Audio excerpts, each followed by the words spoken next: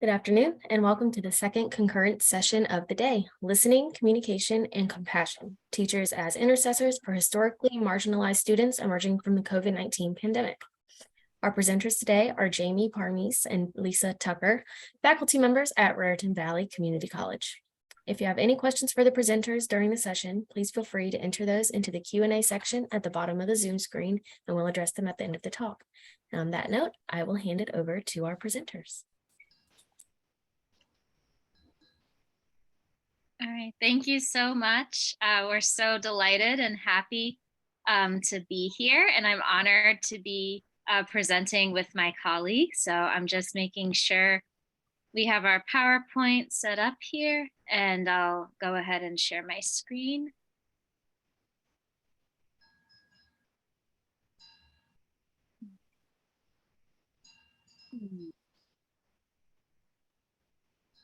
Okay. Lisa, would you be able to open the PowerPoint? Unfortunately, my laptop is having a bit of trouble opening the most up-to-date copy. Email? No, it downloaded. Sorry, folks. You got it? Yes, but unfortunately, my laptop's unable to open it. Would you be able to? Let's see if I can figure out how to do that. Okay.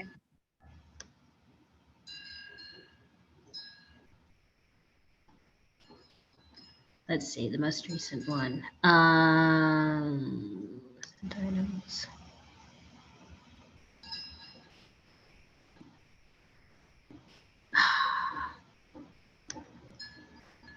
Oh no. Okay, are you having a bit of trouble? Oh, here it is.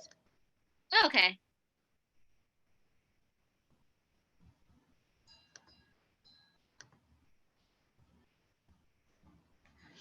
I'm just not sure how to. Oh no. Eek. Are you having a bit of, is your device having a bit of trouble opening it too, or? I can see it. I'm just figuring out how to share the screen. Exactly. Okay, so if you hover your mouse on the bottom of the Zoom screen, share screen, and all right, so I just sent it to you if you want to try again. Okay, sure, we can try again. Sorry, folks. We unanticipated technological. So hold on, let's try one more time, and if not, we can use perhaps the most up-to-date draft next to it.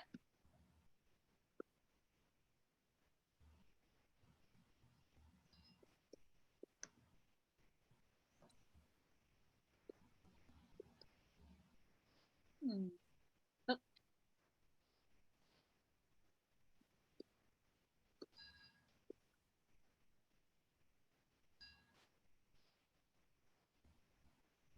Okay.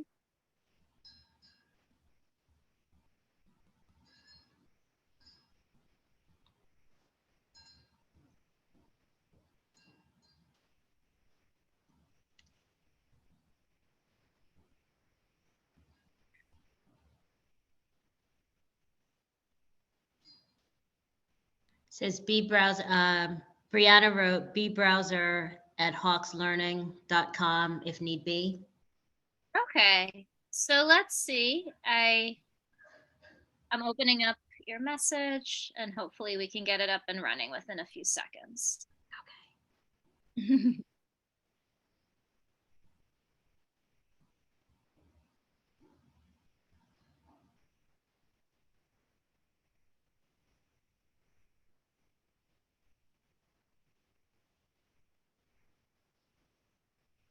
Okay, so let's see if this way we can open it.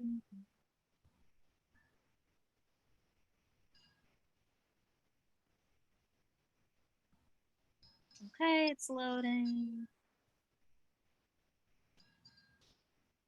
Okay. All right, sorry, that's because I had to open up my inbox. Now it's making noise, so I'll close that out.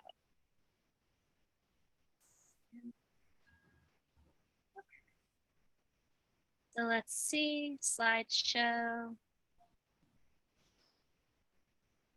Um,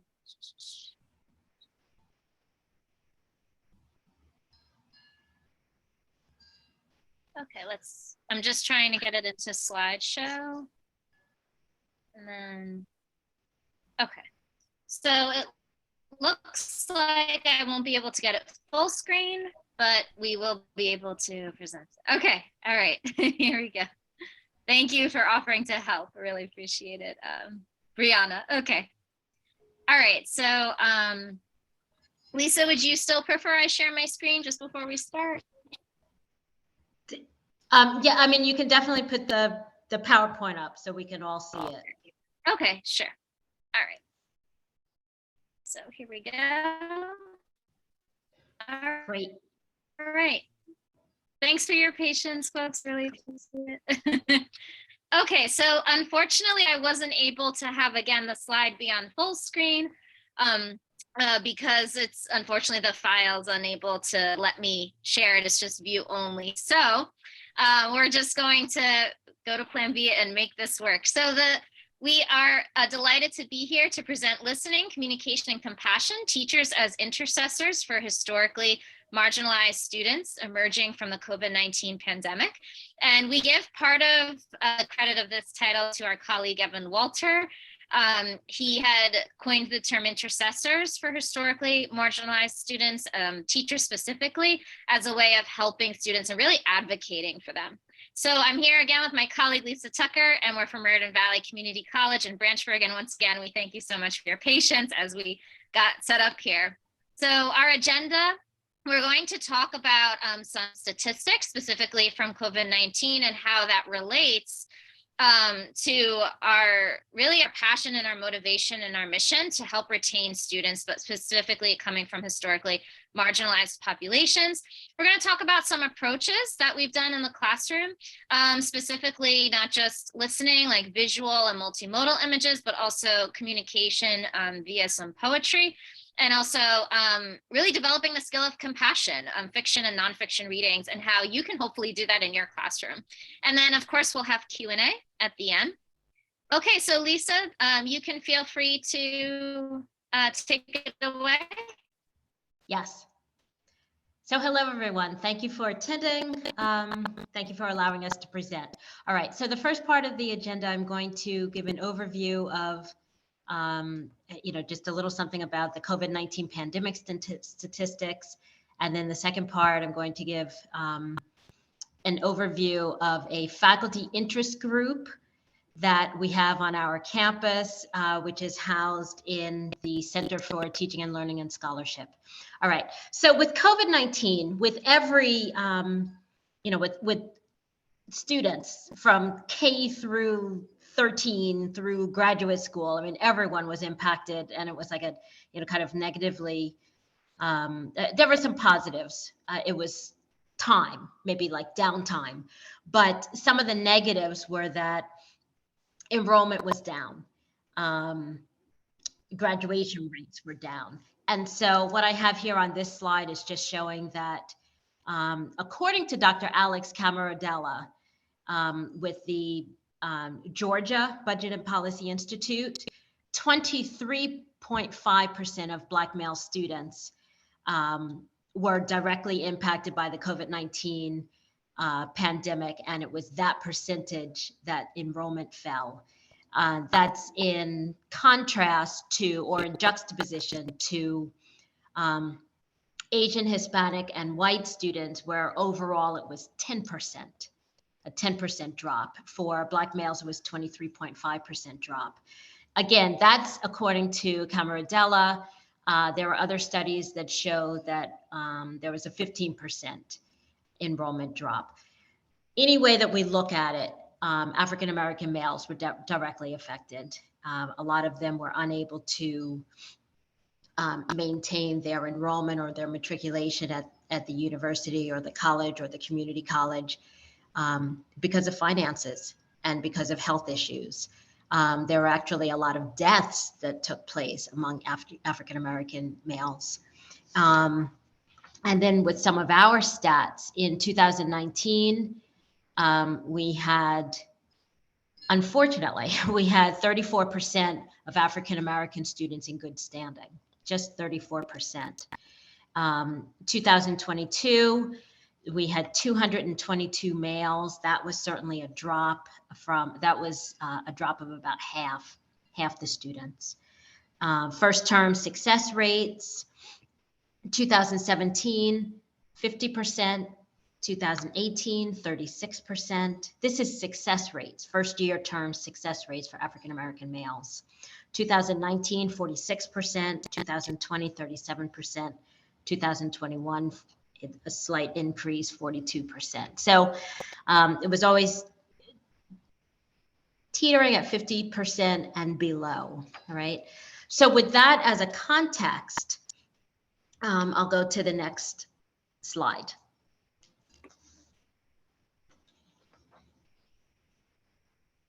You could do that, Jamie. The next slide. Thanks. It is. Okay. Yes. So we have as I have here on the slide, meeting the needs of our students. We have a center for, it's actually a new one, right, Jamie? A fairly new Center for Teaching, Learning, and Scholarship. It's only about, is it like 5 years old? 5, 6 years old, something like that.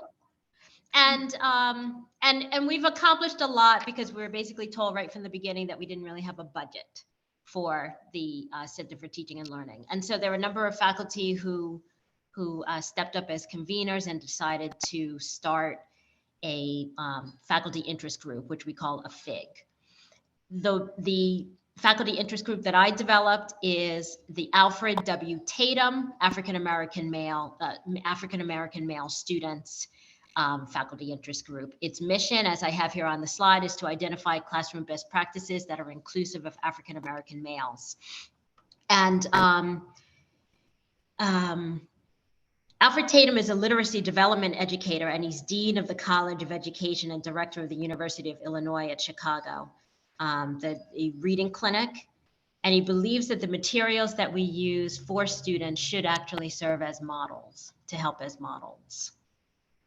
Okay, that's all with that slide. Next slide. Thanks. All right. So going into a little more detail about what kinds of readings Alfred Tatum feels that African-American males should be exposed to. And this is something that can certainly go across the board for all historically underrepresented students. And this certainly works well across the board with all cultures. But what Alfred Tatum wants educators to be aware of is that sometimes the material that is used in a classroom may or may not reach the African-American students.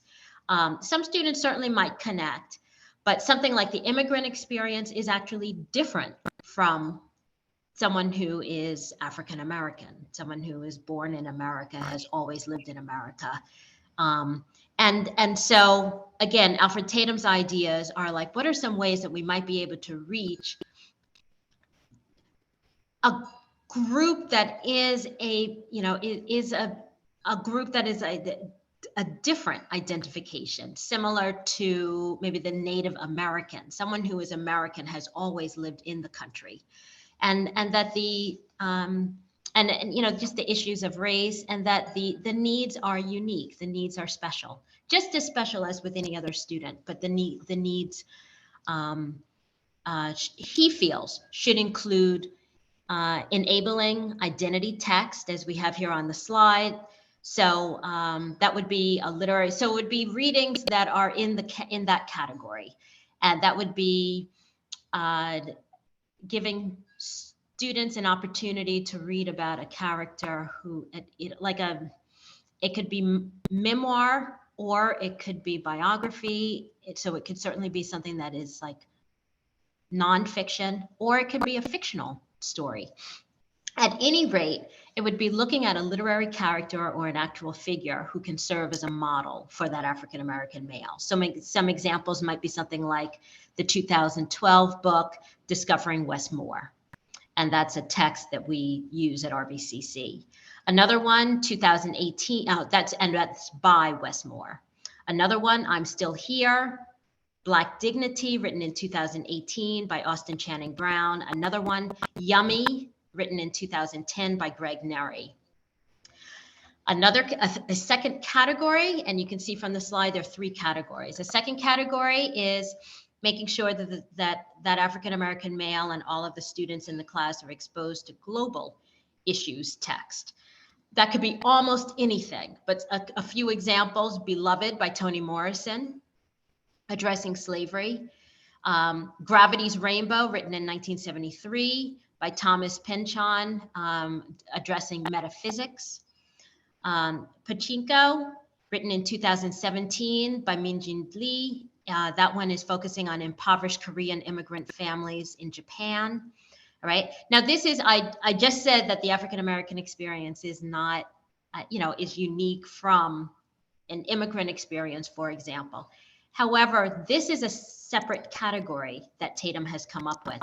This one is exposing students, the African-American student, to things that may not be in his own world and likely are not in his own world. So it's rigorous global issues that are highlighted within the text. Another one could be Mbola Mbu's How Beautiful We Were, written in 2021, that looks at issues in Africa and looks at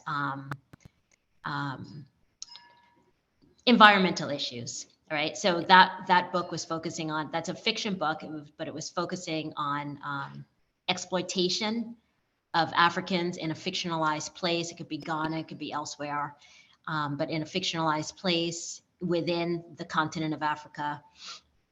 And that the oil company was just completely exploiting the people from that village, right? And even appointing some people within the village as leaders, and then having the villagers kind of, pitting the villagers against each other. All right. And then the third category that Tatum has come up with is something that really promotes service and service learning. And again, that's a natural bridge for Jamie and me being at a community college, where one of our goals is supposed to be encouraging and promoting community service anyway, volunteer work, and reflecting on the volunteer work. So with that one, it's assign a text that gets students to think about a community involvement. Again, you could have the same book serving in all 3 of these roles. How Beautiful We Were by Mbola Mbu fits that category, because in that text, written in 2021, the children step up and become like the sort of social activist, getting getting the elders in the community to say, this is wrong. We have to take a stand against this American oil company. All right. Another one that could work is certainly Martin Luther King Jr.'s Why We Can't Wait. Another one that could work is Mo Yan's Red Sorghum. It's Love in the 1930s China. Another one, just as an example, is looking at Congressman Charles Rangel. And in 2008, he wrote a book titled And I Haven't Had a Bad Day Since. And so those are 3 categories that books can fall into. And I find that when I'm developing my syllabus, I try to be mindful of his list. And then when I'm at the end of the semester, when I'm reflecting on what I felt worked or didn't work, I'm also able to think about any students in the class who maybe self-identified as African-American, or students who just had an interest in maybe looking at some voices out there that were, that reminded them of their own life. Okay, that's all. Thank you. Thank you so much, Lisa. So this slide is mine in terms of drawing as communicative art. So basically using different senses of the students and keeping them engaged, and not just reading and not even just speaking in discussion, but also giving them an outlet to express their reaction and response to the text through artwork. So this is actually a piece of art from the students compiled in one of the classes that I taught during quarantine when we were completely on Zoom. And I had students type in words that they associated with the poem from Langston Hughes, Theme for English Faith. And I just thought this was a really powerful piece of art to share. You'll see that there are different words to describe the speaker of the poem, such as discouraged, depressed, frustrated, division, uncomfortable, lonely, confused, unhappy, tension, left out. And you see, to me, I'd say the most powerful images here are in the top right corner. You see a depiction of an African-American male as the speaker of the poem, just sort of like clutching his head in what seems to be a very distressed manner. And I think it really highlights and emphasizes the mental health effects of racism and of just in general worrying about that and worrying about being accepted and seen for who you are instead of just as one's color on one's skin. And also the lower right corner, you'll see a beautiful image really of a teardrop coming out of an eye. And it might seem simple, but to me, it just struck me as really profound that this beautiful and profound and simple, but yet still powerful art was still able to be produced by the students. And so and it kept them engaged, and they tend to really enjoy the artwork aspect of an exercise like this. So I'll give it over to Lisa to talk about how you could use paintings as a form of communicative art in examining them and analyzing them. Thank you. Thanks, Jamie. All right. So this one, just as Jamie stated, I'm focusing on the listening aspect of the title of this session. And here we have a painting. I used a variety of about nine different paintings that I showed in my English Composition 2 class, all coming from, like different voices, different artists with different backgrounds and different experiences describing different items. Basquiat was, Jean Michael Basquiat was also a Black male artist that I selected. I don't think he's African American, but I think he spent a lot of his time in New York. But then Titus Kaphar, right here, this artist for this painting, Not My Burden, is African American, and he is also all over the internet. There are a lot of YouTube videos students are able to watch. He's a living, breathing person, and he is interviewed quite a bit on the internet. So students might feel they can kind of connect with him. He's young as well. And so I show these, different paintings. I also gave students the opportunity to go to the art exhibit that was taking place that semester on campus.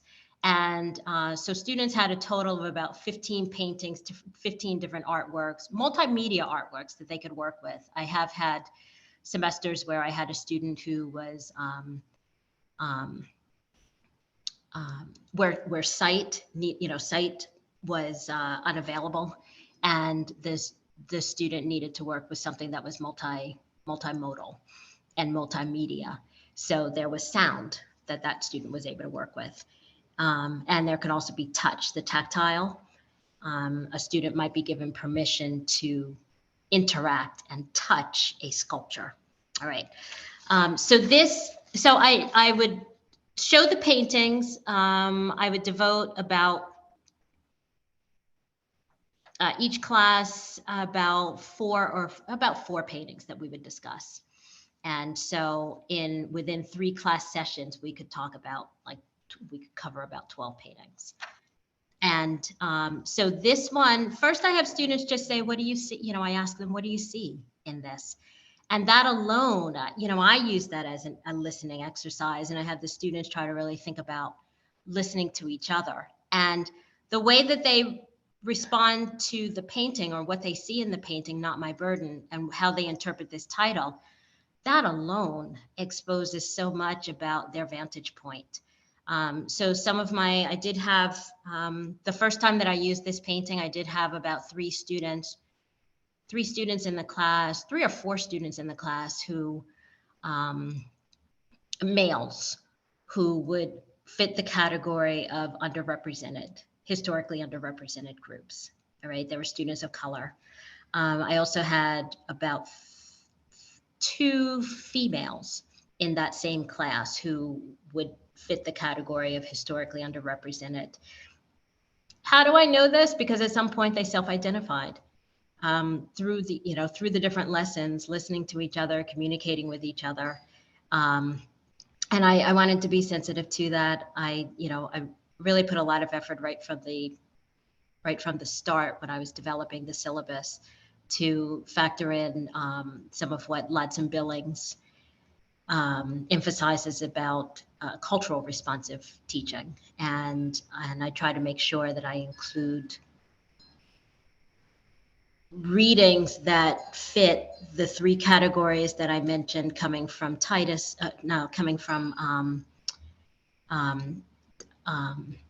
Alfred Tatum, and then also from the category or from the research about culture. I also try to make sure that there are multiple voices, that there are diverse voices that are used. And so with this painting, students would say, okay, I see the absence of infants. I see those as silhouettes. They are, and actually, when we looked at a YouTube video with Titus Kafar, we found out that he paints all of it. And then what he usually does is then cut out the part that is the infant. All right, so students right away saw a lot in this, and I'll just share what it's actually showing. This was one painting in an exhibit with, I believe, 30 plus paintings, and the exhibit was titled Picturing Motherhood Now. At the time, it was at the Cleveland Museum of Art. And Not My Burden, this painting here is a 2019 oil on canvas.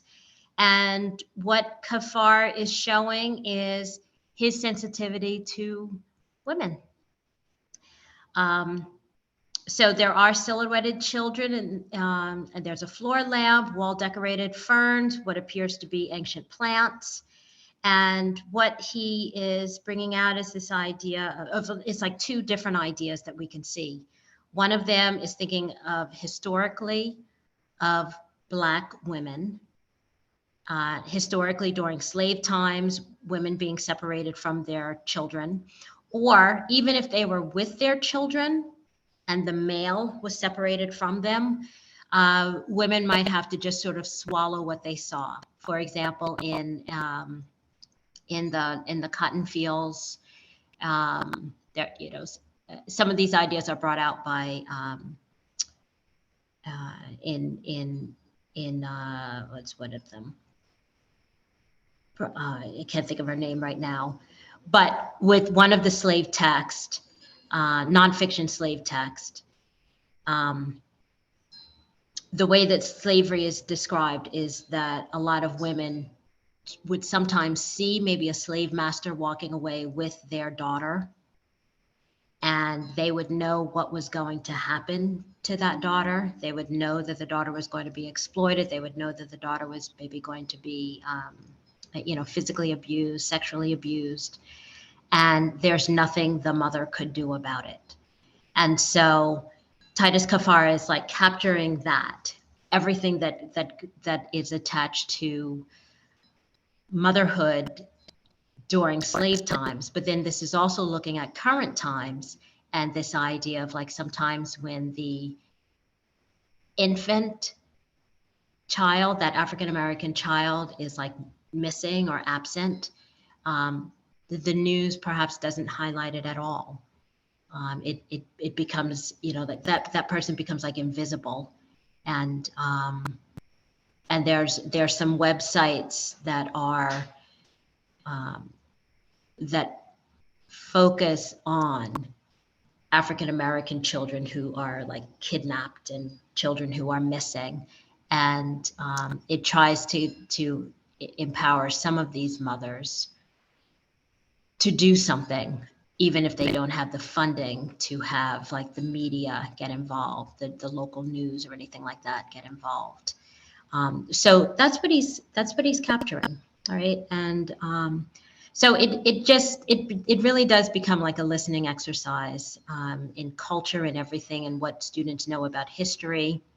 If they have learned a lot from other courses or from their own reading, they they can really showcase that. They can shine in that way. All right. Thank you.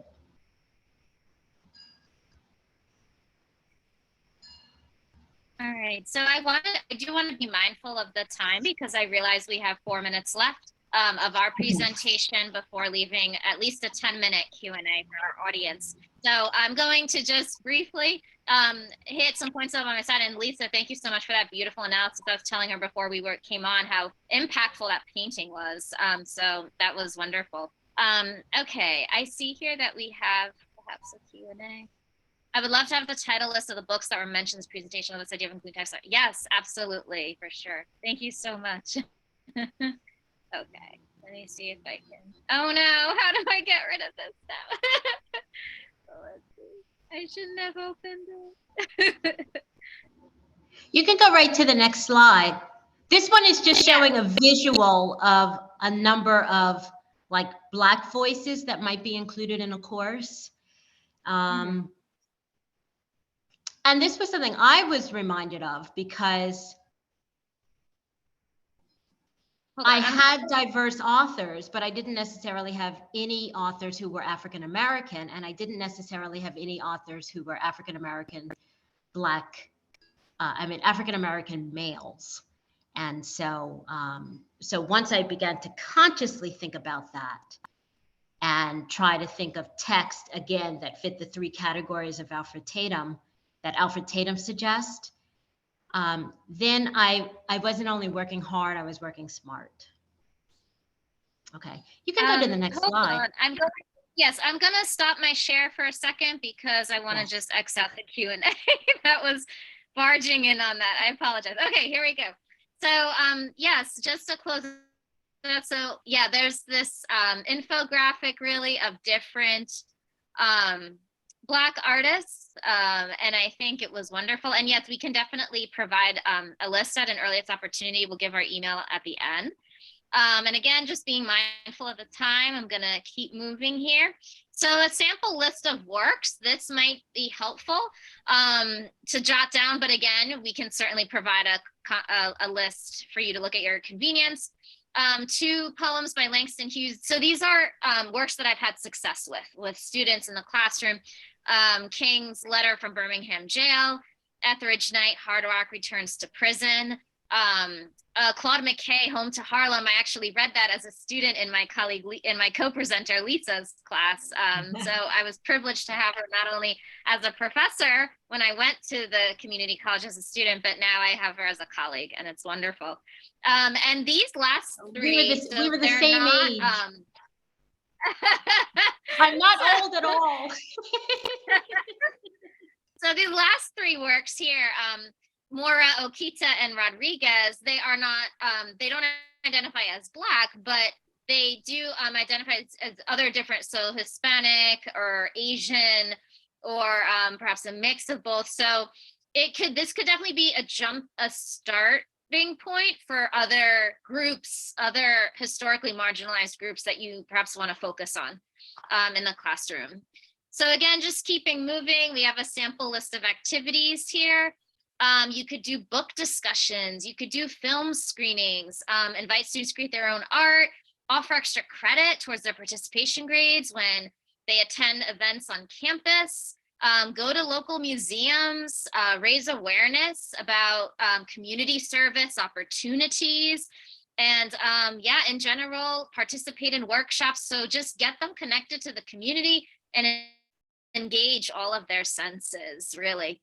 And then these are just some sentence starters I thought might be useful on presenting topics for classroom discussion.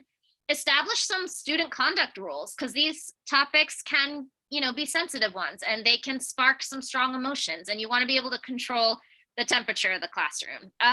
We critique ideas here in the classroom, not attack people. That's what I tell my students. I've also used, I've encouraged the students to say, instead of saying, I disagree with so-and-so, instead consider offering, I disagree with the point made that. And this kind of, so these kinds of sentence starters can also be transferred into their writing, so that they are also respectfully debating topics as well. And if it really gets, very, very heated, you could also just say, let's take a pause on this topic for now and perhaps return to it at another point. So I just wanted to offer some sentence starters to the audience here so that they can feel equipped to handle these kinds of conversations and to engage respectfully with the students, and encourage, obviously the students to respectfully engage with each other. And as instructors, we can serve as good role models of that kind of respectful engagement.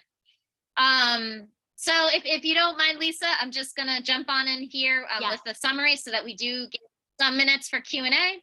So again, just a brief summary: listening, the classroom's an ideal space to hold difficult conversations.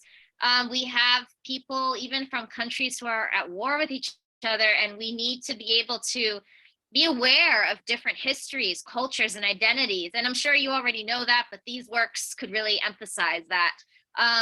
And communicating, listening for what feelings, that words are students using, and also compassion, encouraging everyone to be heard, in a safe space for people's perspective, and honestly to learn each other's stories. But especially as teachers, we have the power to point to voices from historically marginalized groups, and that's where we really intercede for them.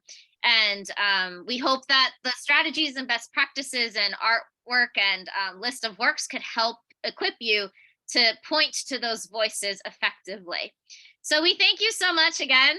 My apologies for some of the technological glitches in the beginning, but we're so delighted to be here. We're so happy to be presenting here. And here's our contact information. It's our first name dot our last name at raritanval.edu.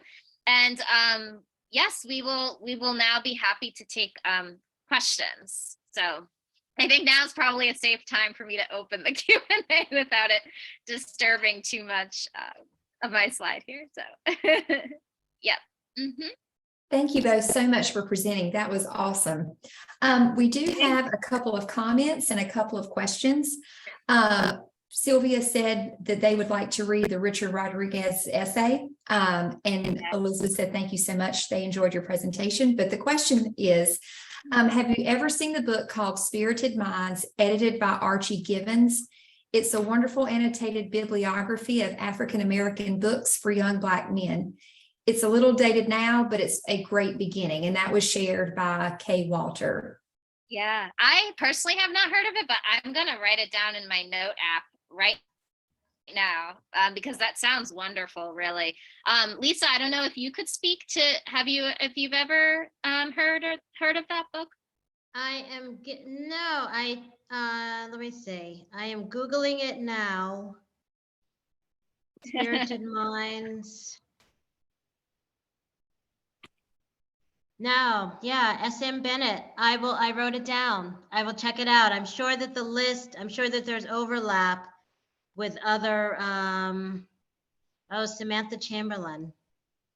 Okay, I have it down. Thank you. Thank you for that. Yeah, thank you. This is one of the best benefits of presenting at conferences. You get to exchange ideas. And so we're really grateful for that reference. Thank you so much. And thank you, Elizabeth, for your compliment.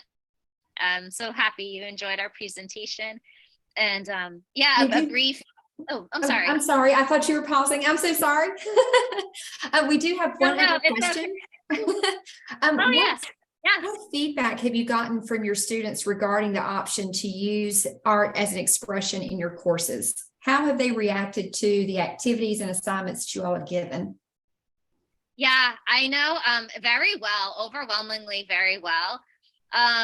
Some of them might sigh eye a little bit, thinking like, I could tell they're a little bit like, oh, what are we back in kindergarten, or, but overwhelmingly, they're so happy to get a break from the writing and also being expected to contribute to discussion, because some of them can feel put on the spot, or are introverts, or maybe suffering from anxiety, or just having a bad day and not really wanting to produce that way.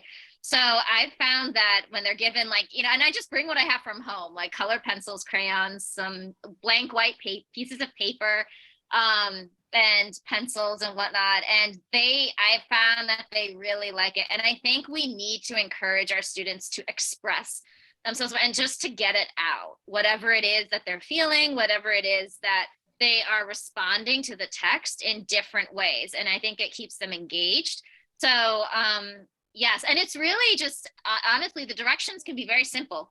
Just choose a concept or a theme from the work that we just read, or that you read for homework, or that we discussed, that, you were assigned for homework, and represent that concept or theme through the drawing, and also include as the caption perhaps a line or quote from the text that really represents that concept or theme.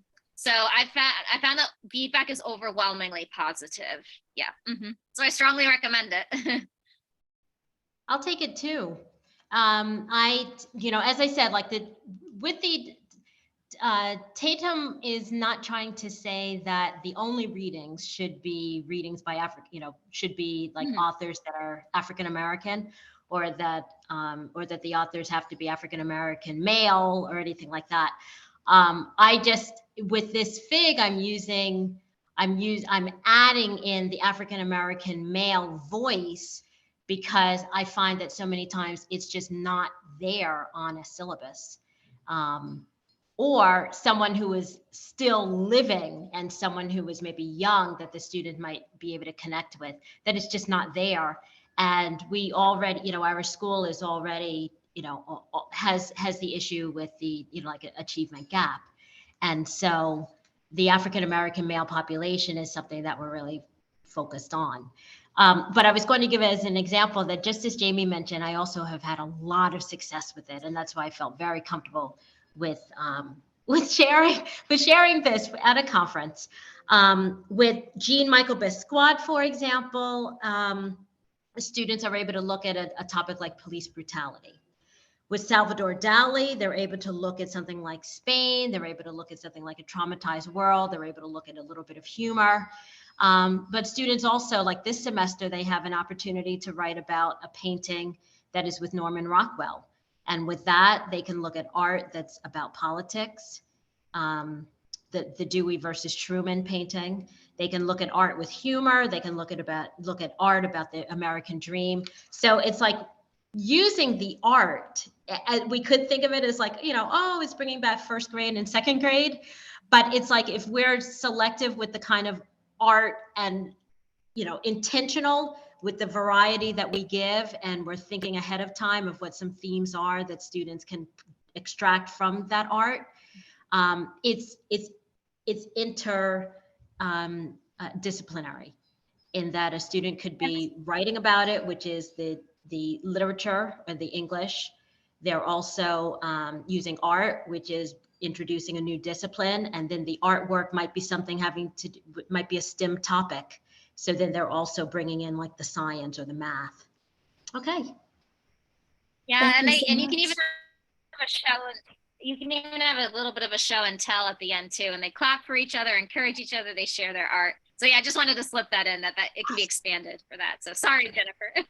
No, it's great to hear that STEM was brought into it as well. It's always nice to hear when science and math are able to do activities that are beyond just the calculations of the problem. So thank you for sharing. Yes.